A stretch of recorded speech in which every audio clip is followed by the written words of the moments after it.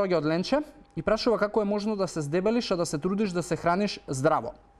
Ленче, прва работа, многу луѓе тоа што мислат дека се хранат здраво не значи дека се хранат здраво.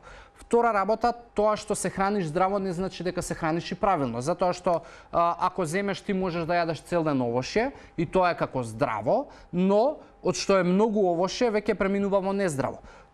Неправилно е затоа што избирањето самото по себе на здрав продукт не значи дека ја носи целата хранлива вредност која што твоето тело ја бара.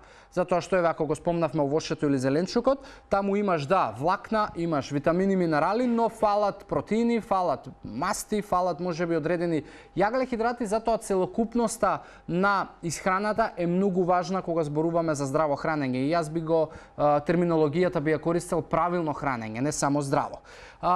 Друго зошто се случува да се покачува килажа, иако јас мислам дека здраво се хранам и тоа ме фрустрира, е тоа што многу луѓе здравото хранење после третиот ден знаат да го наградат со нешто нездраво, мислејќи дека еве 3 дена јас правам нешто, ај сега ќе се почастам и ќе каснам одредено нешто што мене ми било омилено и веќе тука ќе ја скршам мојата навика, веќе не се работи за континуитет, туку за лажење на самиот себе и по автоматизам тоа веќе после недела-две ќе премине во повторно назад на старите навики.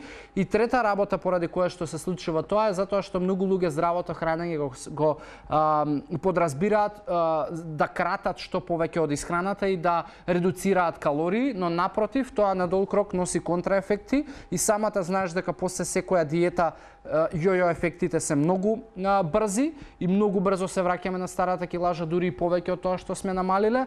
Затоа не барај здрава храна, туку барај правилни навики. Јас така би го квалификувал. Ако ти треба помош околу распоредот на оброци и нешто слично, слободно обрати ми се повторно назад во приватна порака.